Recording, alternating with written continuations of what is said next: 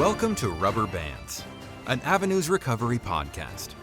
Conversations about the push and pull of addiction and recovery. And now, here's your host, Shlomo Hoffman. Hello, everybody. Welcome to episode 5 of Rubber Bands, conversations about the push and pull of addiction and recovery. We continue to shed light on the world of addiction treatment by talking to the people who make up its heart and soul, those who have gone through it and those who have helped them get through it, sharing their experiences and insight in how people can find their way back from the darkest places and light up the world for themselves and for those that love them. We are grateful today for a special guest, Ryan Hockensmith, an editor for ESPN. Ryan's work on addiction and sports has been featured on ESPN.com recently, and he excels in revealing the humanity and soul of those who have lived through hell and made it out to inspire those who are still looking for a way out. In the words of Jimmy V, he will make you laugh, he will make you cry, and he will make you think. If we accomplish that, it will be a heck of a podcast. Ryan, how are you? Thanks for joining us today. I'm great. I'm honored to be on here. I really appreciate the opportunity.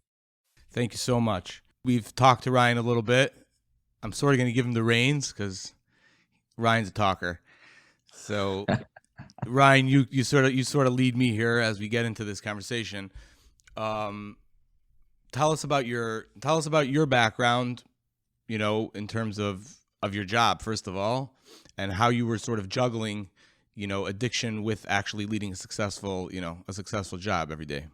Yeah. Well, I'm 43 years old, and if you listen to the whole podcast here today, which I hope you will, it's been a wild ride. Like, I didn't really realize, sometimes it's your own life, so you don't really realize how weird stuff can be. And I packed a lot into 43 years, you know. I've worked at ESPN for 20 years. I've been sober for about half of those, and the other half not sober at all. And it impacted things greatly. But I've been here for 20 years. I'm an editor now, but I get to write a little bit. We'll probably talk about some of the pieces I've written. I've written a lot in the last year. And I started at ESPN as a writer. That was my lifelong goal. I used to write it down once a day. Someday I will be a writer at a national sports publication.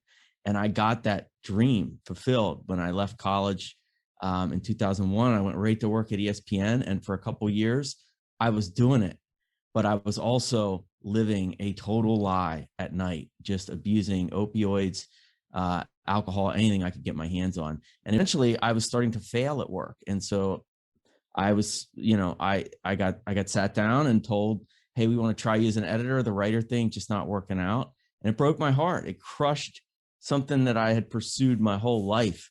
And it wasn't their fault. It was mine, you know, and they put me in an editor role, and I continued to just plummet because of drugs and alcohol for a couple more years. And then I got sober in 2008. And I turned my career, if you stop drinking and drugging, it's amazing what turns around, everything. And so I got back on track at ESPN, and I've had just I think a pretty wonderful last 12 or 13 years since I got sober. And in the course of that, I realized, you know, part of me was really sad about not writing. Like, that was what I always wanted to do. And so I have some awesome bosses. The company, ESPN, is just an amazing place to work. And I just said, hey, I have some things that I think I could write really well. And I came up with a way to do them that involved athletes, not just like Ryan Hockensmith. Like, there's no league where I'm like the MVP of and everybody clicks and watches and everything. I'm just sort of a schlub. But like, you know, if we talk about my CC Sabathia story, like, I watched CC Sabathia's documentary on HBO, and I was really moved by it. The way he talked about alcohol and what it did to his life. That's what it did to me too. You know, they say in the program I participate in, it's not the exact details of our stories. It's the exact nature. The exact nature of my addiction is the same as CC Sabathia's, even though we had different bank accounts and he's a professional athlete. I'm not, and all those differences. But like, I saw that and I thought, man, if I talk to CC Sabathia, I think I can write an interesting story about both of us. And I did, and it took off, and I've written a few things like that. And it's really been, you know, it's been a nice story just on its own that I've gotten to write these things, but like in a meta treetop view of my life. If you read Ryan's work, what's very interesting in how you go about writing these pieces is it's not just it's the human element of how you sort of, it's almost like we're seeing you work through your stuff with a window of somebody else's story. Like, you know, like CC Sabathia, I'm identifying with sort of his struggles, and that's making me learn about myself. And that's why I think it's so important for anybody that's struggling with this kind of, with you know, with addiction and these kind of things. If you read your work, it will sort of teach you about yourself. It's not just I'm learning about somebody else's story. Yeah. Yeah. The thing that first got me going on CC Sabathia is a part of his documentary where he was broken and he had to go to rehab, and he announced to the world, I need to step away from the Yankees at a crucial time of the season, and I need to go to rehab. And it was big news and painful. And he was at the very, very, very bottom, and he still got drunk on the way to rehab. And I did that too. Tell us that story. Yeah, I mean, I told you, CC's like he decided he had to go to rehab. His family was like reluctant, and he showed up at this like gathering of family members. He was going to be packing up to go to rehab, and he showed up. All these people, and some of them were like, "Are you sure? Shouldn't you just go pitch in the playoffs?" And he showed up completely obliterated, and they were like, "Okay, let's get this guy to rehab." And for me, I was at the very bottom, and I finally told everybody I need to go to rehab, and it was shocking for a lot of people. Everybody. So your family had no idea that you were kind of dealing with real addiction? Like, how'd you get away with that? Yeah, you were married at the time, right?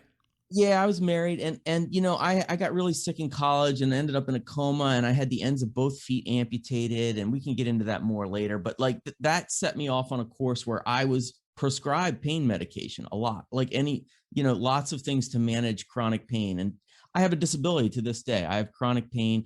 I have these tiny little feet that get overwhelmed if I just even go to the grocery store.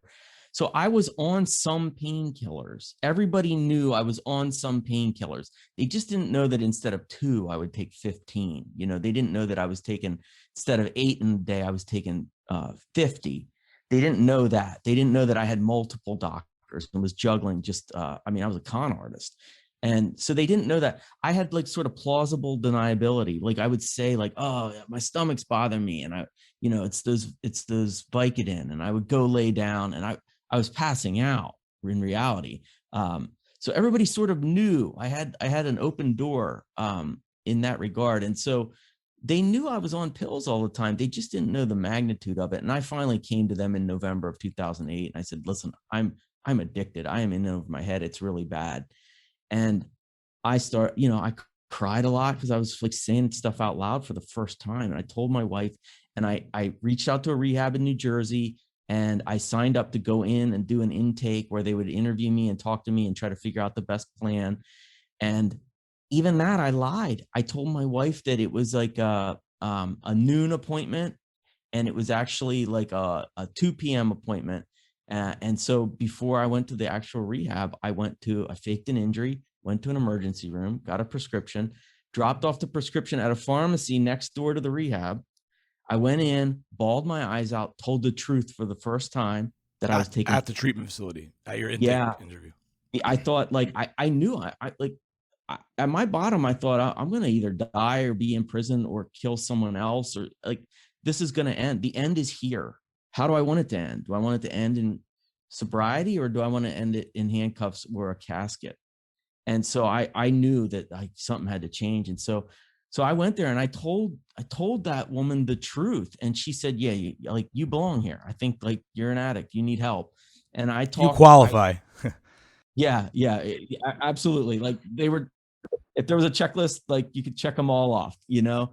And so she was like, yeah, you definitely need help. And I said I thought I needed only intensive outpatient, which was 4 or 5 nights a week, 3 or 4 hours every night, rather than being put in the facility. I should have been hospitalized. Like I really should have been. That would have helped me, I think. But anyway, I told her all of that. She said, you're in, we'll get you in on Monday. You know, this was a Saturday. So I cried. I mean, I had cried for 60 minutes straight, and I had told the truth, and it was tremendous relief. And the truth of my addiction, it was out there. It was a real thing. I still drove over to the pharmacy and got high as bleep the rest of that day. I went home and told my wife, yeah, I'm going to rehab. I was high the whole time.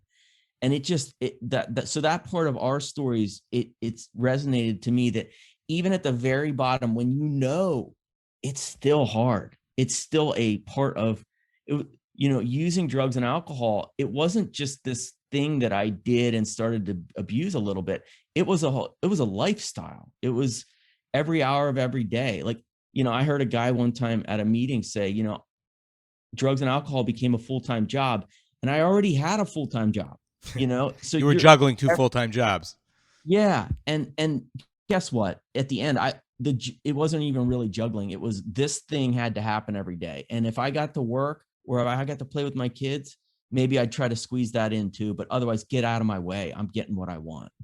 Now, would you say that the injury is the direct cause of your addiction? Was it a pain management? Were you exposed to addiction before that? Were you struggling with other stuff and this just like exacerbated it? Like what was your story? Yeah. If Hollywood made a movie about me, they would use the injury as like, well, this caused his addiction. But the truth is, when I look back, the first time I drank, I got really drunk in my dad's basement. I drank all these Coors Extra Golds, and I ate an entire bag of honey mustard and onion pretzels also as I chugged all of these beers for the first time. How old were you? I was like 15, 14, something like that. And I felt like I had arrived. I thought, I don't know how I do this every day, but I want to. Like the way that I feel, the looseness I feel, the relaxation, my ability to talk to people. It just was, it was everything. And I remember I ended up puking the whole night, just barfing all over my dad's basement. And the next day, I was talking to a friend of mine and he said, I hope you learned your lesson. And I said, I absolutely learned my lesson. Don't eat honey mustard and onion pretzels next time you do that, because you're definitely going to do that, Ryan. And so you had found your first love. Yeah, it was. It just, from that point on, it slowly but surely got worse and worse and worse. And then I think what the getting sick at age 21 did was it just sped things up. I meet a lot of people that they go to rehab when they're 56 years old instead of, I went when I was 32, and I'm grateful that I went when I was 32. Some people just hang on. And the painkillers got to the point where, you can't take 50 or 60 Vicodin every day and wear fentanyl patches all over your body and take Ambien at night and drink 6 beers every night. You can't do that for very long. There's just, you're not going to meet very many 80-year-olds in retirement homes who've been like, oh yeah, this is my regimen. I've been doing it for 50 years. I'm fine. It just doesn't work that way. And so I knew, but so did the injury cause, like, is it a significant factor? Absolutely. It got me this big old pill bottle bag that I used to carry around, and it got me started. It was a starter kit on addiction, on real hardcore addiction. But it's almost like you're saying, like this, it was almost like a silver lining that it sort of brought you to your nadir quicker. Yeah, I think that's absolutely, it hit fast forward for me, and so tell us that story about your injury. Yeah. I mean, I was covering a college football game. Penn State was number 2 in the country. It was an awesome ride that season to watch this team crawl up the rankings. Is that where you went to school? Yeah, I went to Penn State. I had the great honor. I got off to a really good start in career as a journalism student, and I got the great blessing of getting to cover the football team at Penn State. It's a big deal for the student newspaper. And so I was along for the ride. It was a wild season. They had some great players. One of the only teams in college football history to have the top 2 draft picks, number 1 and number 2. Was that the Kijana Carter draft? No, it was LeVar Arrington and Courtney Brown in 1999, I believe.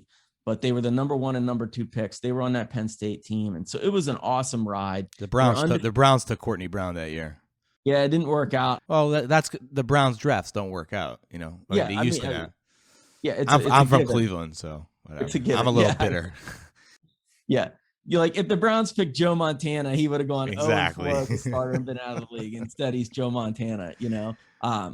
But yeah, Courtney Brown was just an amazing talent, and breaks my heart he wasn't a superstar in the NFL, because he was good enough. And to be along for that ride was unbelievable. And I covered the game. We went to Illinois. I interviewed players after the game, wrote a game story, but I just didn't feel right at all. So I noticed some blotches on my arms. I went to the hospital that night. They gave me some fluids. I felt better, got back in the car and we drove back to State College. It was like a 12-hour drive. And by the time we got back, I couldn't even get out of the car. They had called an ambulance. It was waiting, took me to the hospital. And 2 hours later, I was in a coma. And I woke up a week later and my life was forever changed. You know, I had bacterial meningitis, which could have easily killed me. And instead, you know, my hands and feet were destroyed, but I was awake. You know, they were going to have to do some amputations, but I was alive. And that felt, I was glad about that. But it set me, I was in a wheelchair for 6 months. I had horrific wounds on my feet. I had bones sticking out of my feet, which it's, you know, if you think it's jarring, the concept of like, what would it be like to see my own bones sticking out of my foot?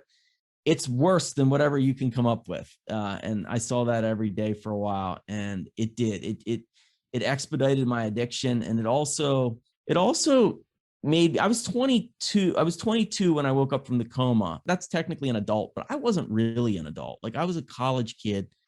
And that day you have to be an adult. You know, if you're talking about amputations and wheelchairs and like health insurance and all of this other stuff, it was adult stuff. And so my like childhood ended that day and my addiction started. And so did like this idea of, you know, there's some stuff that's really hard to grapple with. I think this is a part of my addiction too. That's why I'll tell it to you. But like, there's a part of like when something that happens to you like that, where you like could have died and you have a tremendous amount of pain and a long road back and you'll never be quite the same as you were before.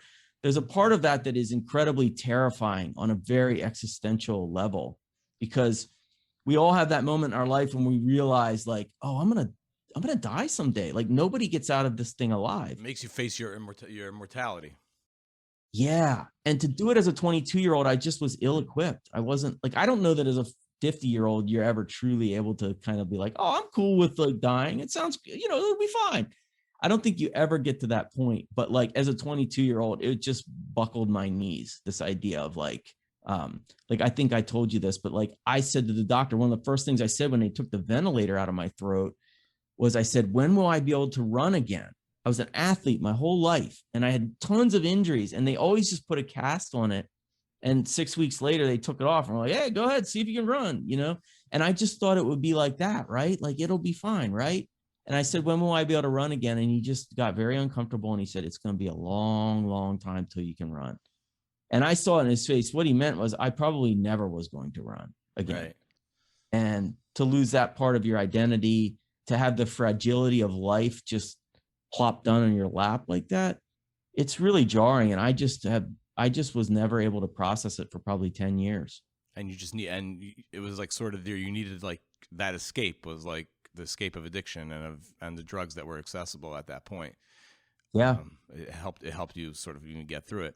You know, it's not an uncommon thing that I heard at rehab and I heard it with sober people over the years is like, for a lot of us, alcohol and drugs at the end is a horrific problem. But at the beginning, it was a solution. You know, and for a lot of normal people, you hear them say like, boy, I had a rough week. I got to, you know, cut loose a little bit tonight. I'm going to have 4 beers. Like, bravo to you. It wasn't.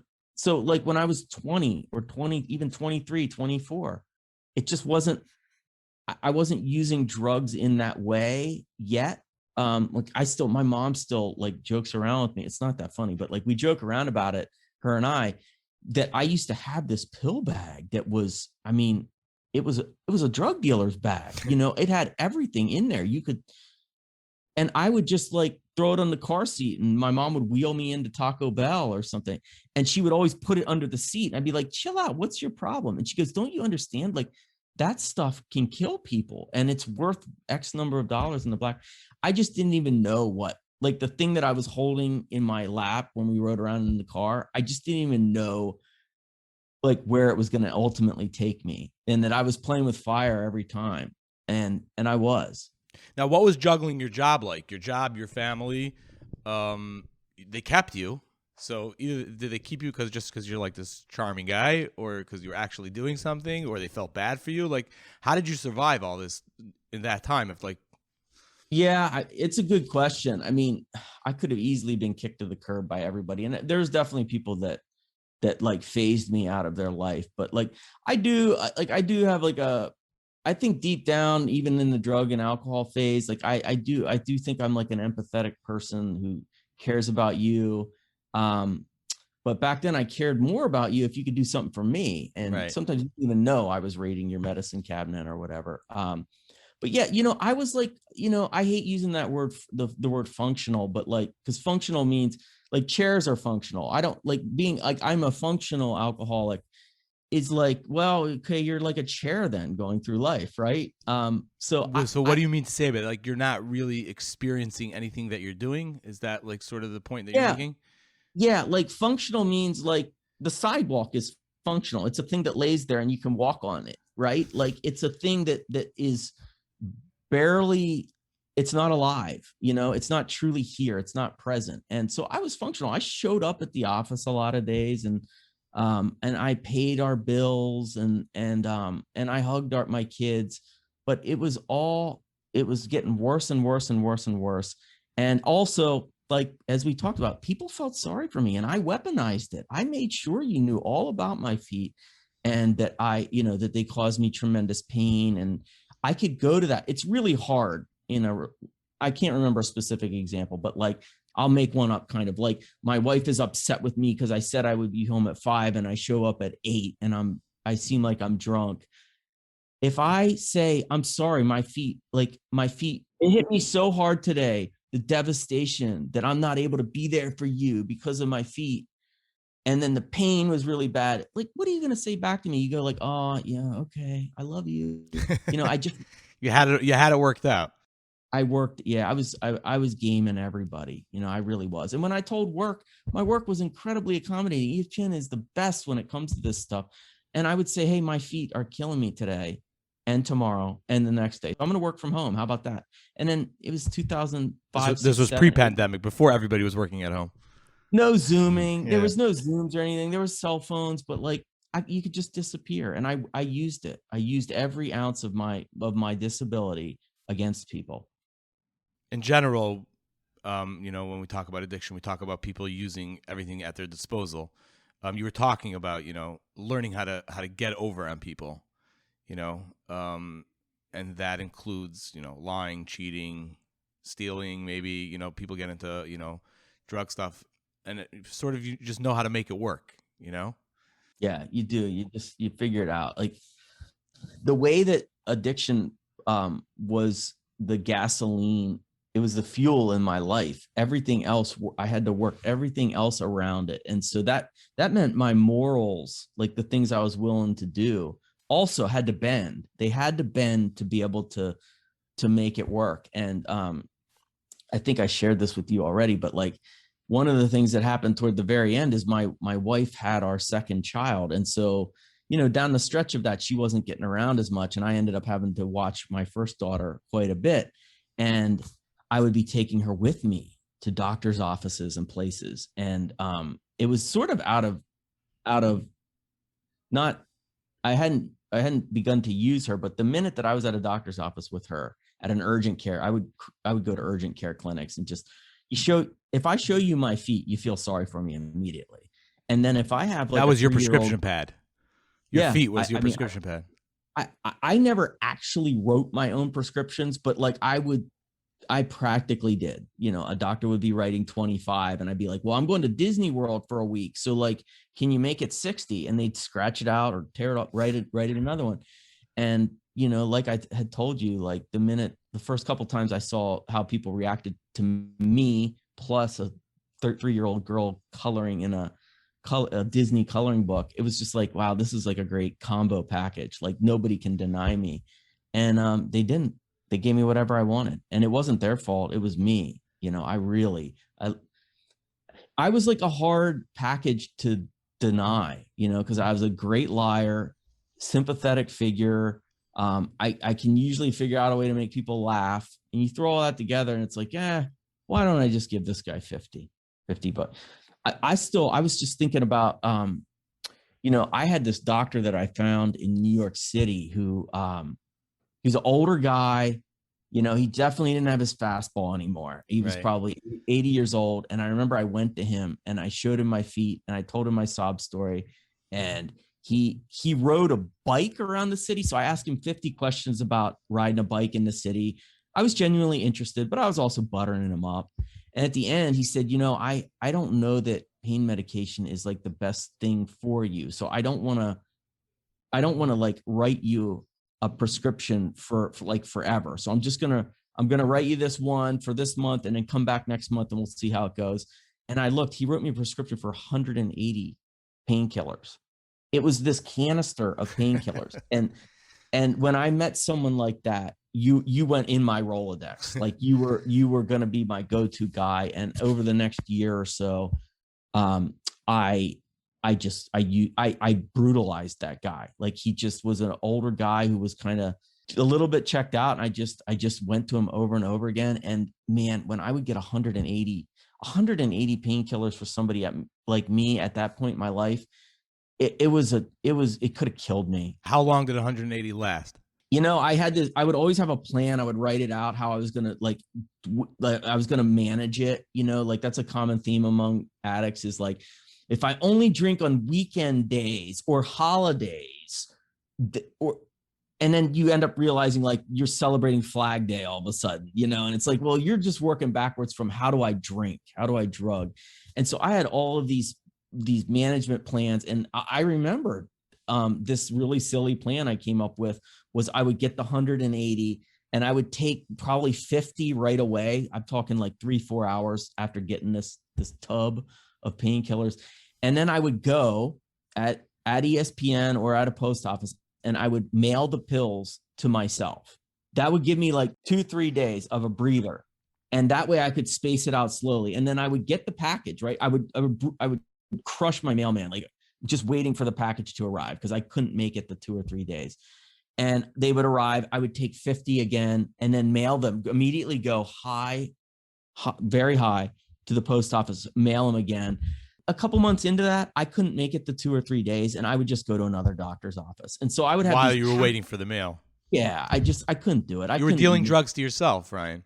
Totally. I was like micromanaging myself and it was failing. Incredible. Tell us about the man who stole a train. Oh yeah. Yeah. I went to rehab and I was, I belonged. I knew I belonged right away. I was like, wow, these are my people. Like these people, they're just like me. And it was beautiful, but I got like maybe 7-10 days under my belt and your mind starts to wander again because like the truth is for like a good 10 years of my life, anytime I had any sort of problem, I reached for these things, drugs and alcohol. I reached for substances. This will make it better. And even if you really want to stop that, it is still a very, very hard thing to do. If I had in almost every aspect of our lives, it's like, I hear people say like, I want to drink a lot less coffee. And you're like, okay, just stop then. Right. And they go, oh, wait, I'd actually have to stop. That would be hard. Even with some sobriety under my belt, I was like, how do I handle financial insecurity or my wife's upset with me or that work assignment, I screwed it up. I didn't know how to do it. My mind started to wander. And then one night I was at rehab and this guy told his personal story and it was very moving. And at the end, he said, I'm here though, specifically because I got very high and drunk and I thought it would be a good idea. I hopped on an Amtrak train, beat up the conductor, and I tried to rob the train. And this dude, he made it like 100 yards. Guess what? Amtrak trains, like if you don't know how to drive them, like you have to have a license for that. You got to go to school. Yeah. You're supposed to not be high, first of all, and also get some training before you start driving Amtrak trains. Couple of lessons. Yeah. Things to know. Good to know. And so he got arrested. He made it like 100 yards or something, and the cops grabbed him. And I remember very poignantly sitting there going, well, my addiction's really bad, but I've robbed 0 trains. Like I hadn't even thought to rob a train. You have a long way to go.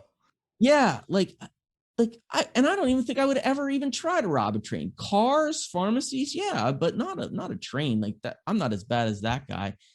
And so luckily, this rehab that I went to, they insisted that you start to go to meetings and have a long-term plan, something happening outside of just rehab. And so I had gotten a great network of sober people already. And because you had to, the rehab was making you do it. And I told one guy who I really loved and trusted, I said, this guy told about robbing a train, and I just am like, I'm nowhere close to that. And he said something to me that, I mean, to this day, I remember it. And he said, like, dude, you're like a few exit ramps away from that. Like, you're not there yet, but like you have a chance. You found an off ramp like 10 stops before that guy. You're headed to the train station.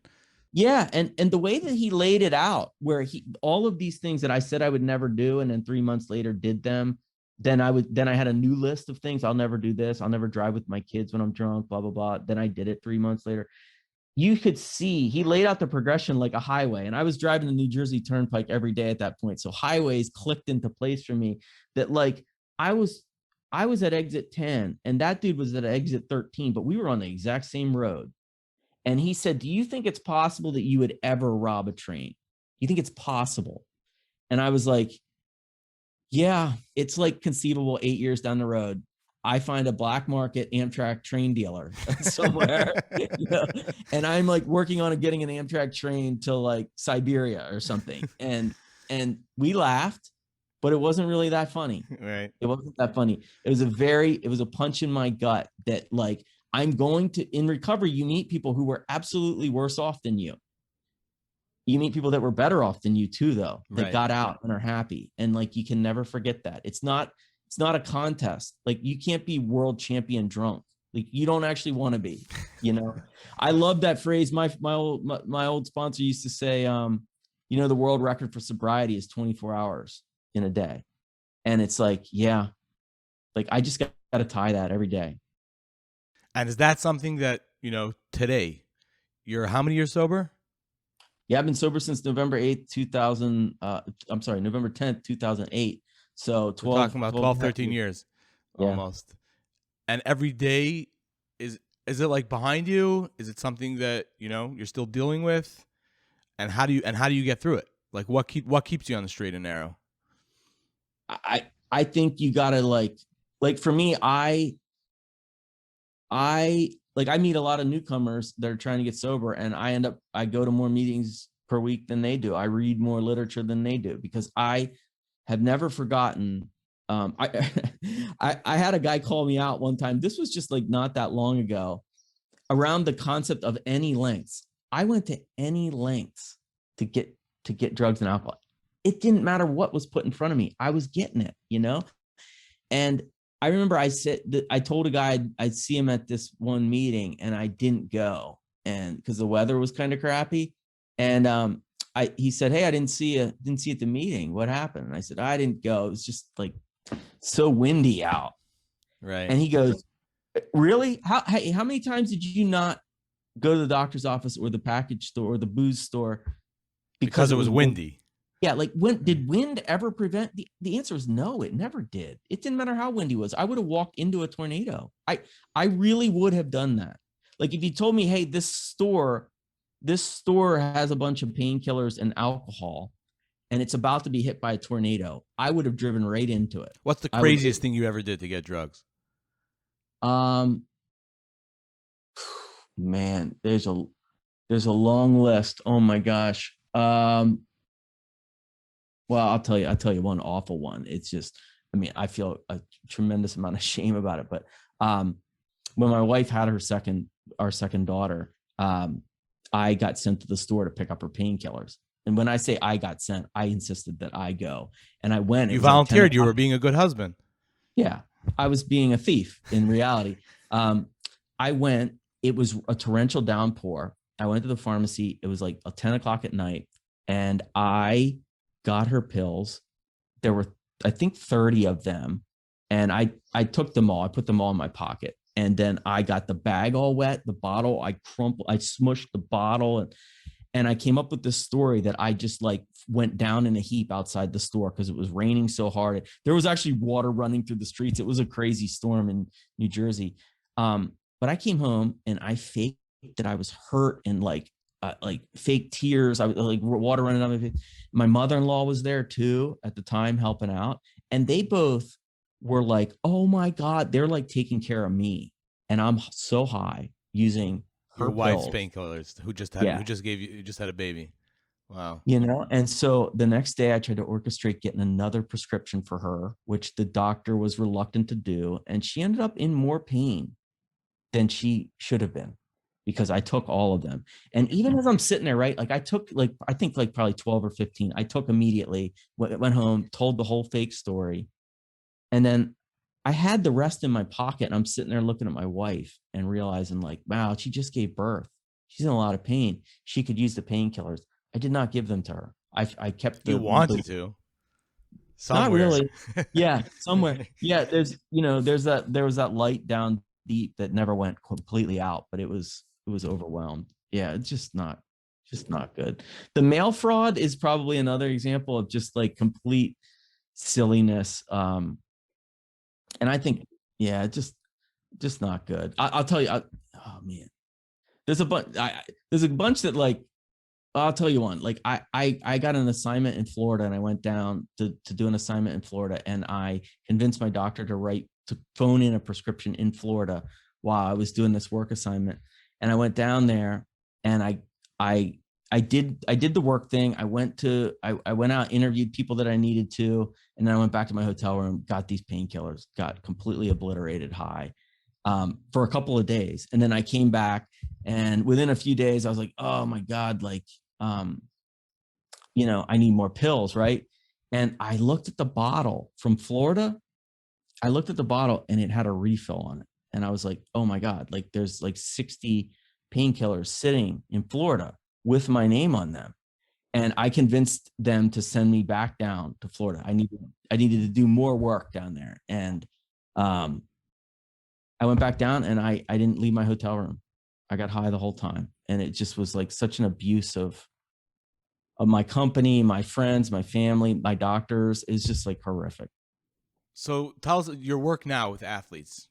Let's just rewind to that, because that's really what like I'm always on the lookout for different kinds of stories, and just like your stuff like really makes me sit up and like, what's the reaction been from their perspective?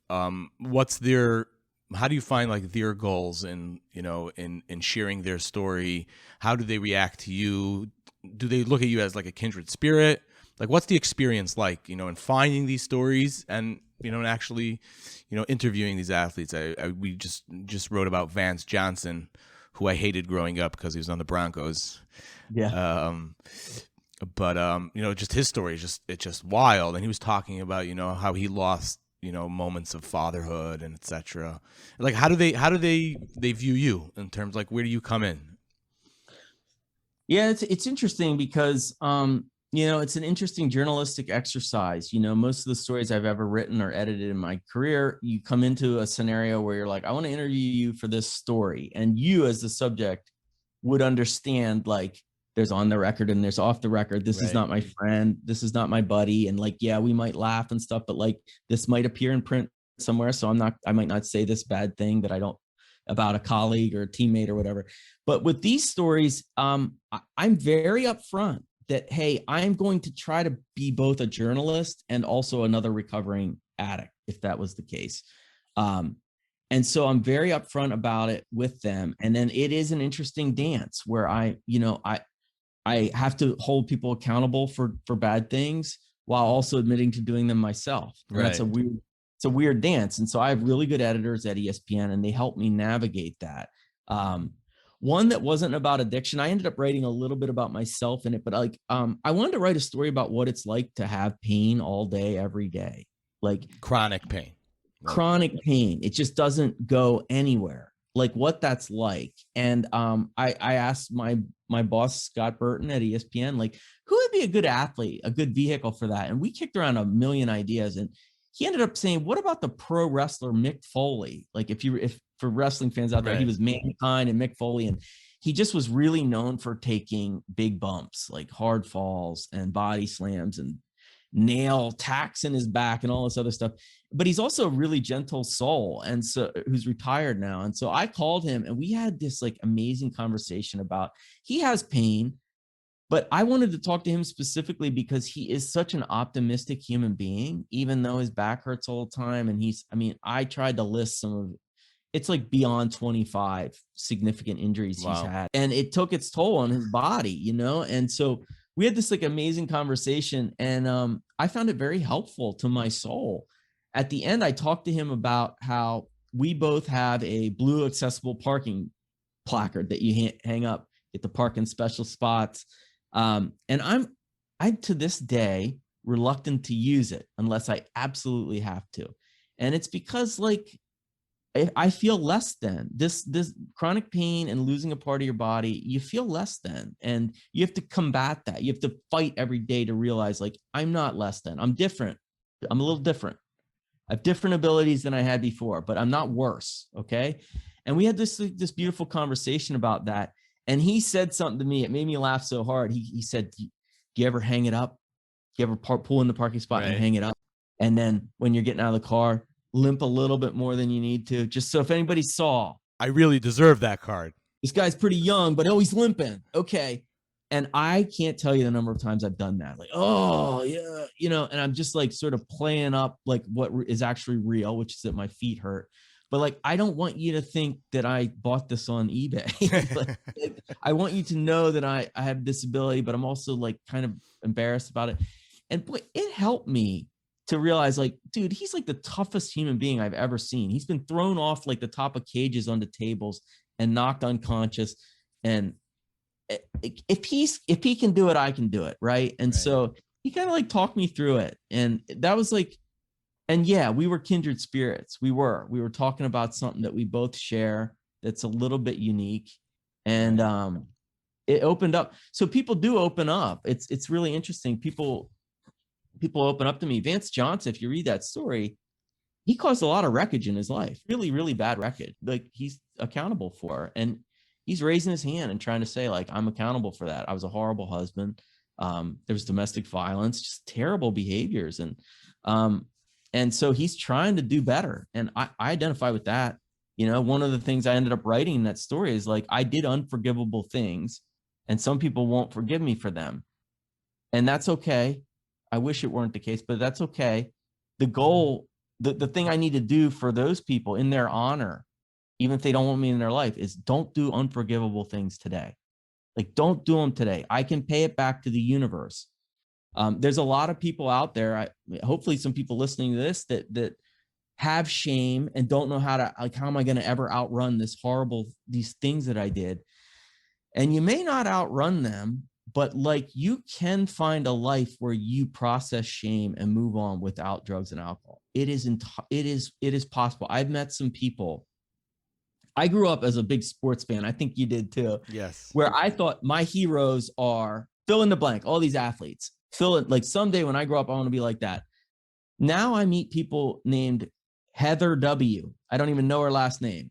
And it's like, I'm making this up. This isn't a real person.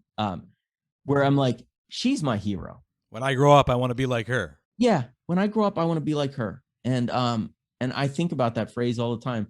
The people that, if you said, that there's that question that everybody asks, like, if you could have dinner with any three people, who would you be? And people pick past presidents and world leaders and famous actors, like, celebrities, that kind of thing, right? Gandhi. Right. I mean, maybe I put Gandhi on the list. A lot of mine are just people I know in recovery. Just like if I had one more dinner on earth, that's who I want to be around. And that's not what I thought I would be like. I didn't think my life would be like that at age 40 something, but it is. Like, I love Tom Brady. I'd love to have like a casual conversation with Tom Brady, but if like you gave me a chance to talk with one person, it would probably be some friend of mine from recovery that is living a heroic life as a independent contractor or a manager at a box store. It's not that person who's famous. Wow. That's profound. That is profound. Thank you. Now we talked about you giving back to the recovery community, obviously by way of your your articles and your openness and sharing your story and stories of people that people look up to and admire, and it resonates. But you also have a little thing, your comedy gig that you've been doing, and you've been doing some stuff for recovery conventions, etc. Where do you find laughter coming into recovery? How big of a role does that take? Man, you gotta, I took it uber serious for a long time. And, but man, I was really taken aback. This is not a thing that I discovered either. You hear it a lot, but a lot of people come in to recovery and they think like, well, the party's over. And I realized pretty early on, like, it's not that the party's over. The party was over a long time ago. The actual party is just starting. You see so much laughter. I saw so much laughter at rehab, even people with 15 days sober that are just like so much is rekindled about your relationships with people. Even sunlight, walking along a creek and seeing a duck, like that's stuff that you were just so oblivious to when you were passed out laying on your bathroom floor. To come back alive, it's funny.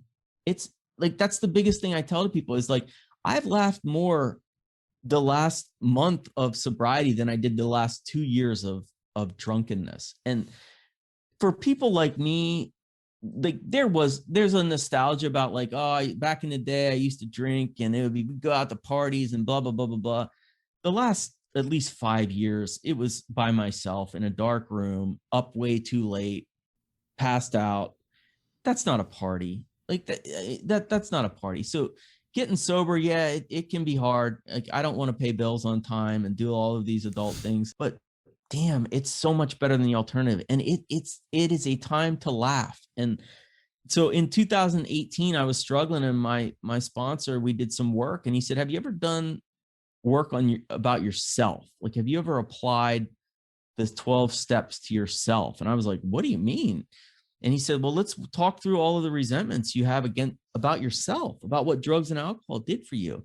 And I started doing the writing, and I realized like, wow, I was mad at myself. All the opportunities I threw away, all the money that's gone, all the bad kid birthday parties that I didn't show up for that break my heart. And at the end of it, we get to the process where, the amends process is not about just saying sorry. It's about making things right. How do I make these things right with myself? And he looked at the list of things that I had, these missed opportunities over the years, and he was like, well, I need you to do one of them. And I looked at the list, and it's like, I'm not actually going to get my whole chest tattooed, and I'm not going to move to Paris for a year or get a motorcycle. I can't do those things. But stand-up comedy was on there. And I had made a promise to myself when I moved to New York City. I was 22 years old, dating my wife, but not married yet, no kids. I thought, there's stand-up comedy opportunities. There's open mics on every corner. Like, I'll do it. Like, I'm going to chase this. I think I can make people laugh. Never did it a single time in one of the heartlands of comedy in the world. I didn't do it one single time. And so I was heartbroken about that. And my sponsor was like, well, guess who's getting on stage pretty soon? It's you. And I was like, oh no. And then I did it. I did it in 2018. I bombed horribly in front of like 100 people who'd paid $20 to get in and see an actual comedy show. They see some hack with no toes up there. But I felt, but that's like sort of a rite of passage, don't you have to bomb in order to be a real stand-up comic? Yeah. And believe me, I've tried bombing many more times since then. And I'm pretty good at bombing. There's nothing on earth like standing in front of 40 people and aiming to make them laugh, and they just stare at you. It's like the loneliest feeling in the world, no? It is pathetic. Like, you just are wondering about the fate of humanity as you walk off the stage. But I will tell you, every time I've ever bombed, which is many, the best day of my month is the next day, because it doesn't, if you yell at me for passing you on the highway or whatever, it's all good. I bombed yesterday. Yeah, not as bad as last night, So I did comedy that night, and I felt it was a spiritual experience. We talk about spiritual experiences. It was a spiritual experience because it didn't matter if the people laughed. I did it. I tried it. It felt like I was making things complete, whether it went well or not. In recovery, we say you're responsible for the effort, not the outcome. You work with a new person in sobriety. It doesn't matter. Like, the outcome is beyond me, but you put in the effort. And I got like the great blessing of doing, like, my favorite show I've ever done is I did an hour, which I'm not good enough to do an hour, not at all. But I did an hour about recovery, mostly about recovery, at a Connecticut convention of sober people. And these are my people, man. Like, it went really well.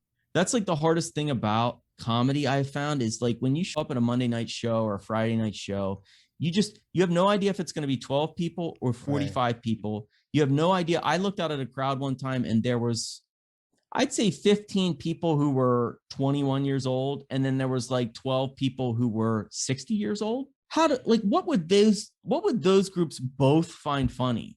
And it's really hard. You can't pick your audience, but at a convention, I know what it's like. Do I play Taylor Swift or Bryan Adams? Totally. Totally. Remember, I goofed on 80s TV one night, and there was a bunch of people who were like, I wasn't even sure they were old enough to be in this bar. And it's like, when you're laughing about MacGyver or the Father Dowling mysteries from the 80s, like I bombed like in a way where I'm just like, I give up. I quit. I'm never doing this again. I feel like a terrible human being. Humanity is lost. And then I went back the next day anyway, but that's how you feel. It's miserable. Ryan, I could sit here and talk to you all day. But people don't have great attention spans anymore. So we're at an hour. Would love to have you back one day. What is your message? Like, we've heard a million things here. We've heard about laughter. We've heard about, really just keeping up the steps, the meetings, the commitment, finding the joy in a life of recovery as opposed to the darkness. What is your message to somebody that's struggling, somebody that needs to find their way back to get meaning in their life again? Like, how do they get over that hump? Like, what would your elevator speech be kind of? Yeah, I always try to hammer two things. One is there is hope. And there are many different ways of finding hope in recovery. If you find 10 people that you really admire, and you will, if you go to meetings and rehab and things like that, you'll find people that you're like, I don't like those 3 people, but I like that guy. If you find 10 people and ask them, how did you do it? They're going to tell you 10 different ways. They might revolve around some common themes, but recovery can be a choose your own adventure. It really can be. There's no, like, if you do this, you're in. If you don't do it, you're out. Like, you can find the things that work, the kind of how to find a higher power and the kinds of people you hang out with and the kinds of meetings you go to. And when you go to them, you can choose your own adventure. You still have some ability to control how you get sober. The other thing that I always emphasize, in addition to the hope, is this is a fun thing. It is very, very fun. You think about getting sober and you think, oh God, it's over. That's not true. It was just starting for me. Like, the best 12 years of my life have been the last 12 years of my life without the drugs and alcohol. I laugh more. I love more. I hug my kids more. I hurt more. I do hurt more, but there's nothing like it. There's just nothing like it. It is such a fun adventure that if you're hanging on there, in your parents' basement at age 40, divorced, drinking every day, and you just don't know that putting down that bottle is worth it, I always just try to say it is. You're going to meet somebody who did it too, and you're going to love it, and you're going to have more fun. You're going to have more fun, and you're going to enjoy life in a different way than you even realize. So this really is beyond my wildest dreams, what is afforded to you in sobriety. It's really amazing. Thank you so much, Ryan, for talking to us, for taking out the time. Best of luck in your work going forward. We hope to meet up again soon. Absolutely. Look at his Twitter for any new stuff coming out at Ryan Hockensmith. Is that right? At Ryan Hockensmith. Got it. And look for us at avenuesrecovery.com. Subscribe, please. Give a comment or two. It's nice. Ryan, I'm sure will share it as well. Sure. Yep. Ryan, thank you so much for coming on, for sharing your story, for sharing some hope. It's really, really a pleasure talking to you. Thank you Thanks for having me. Great opportunity. I really appreciate it. This has been another episode of Rubber Bands.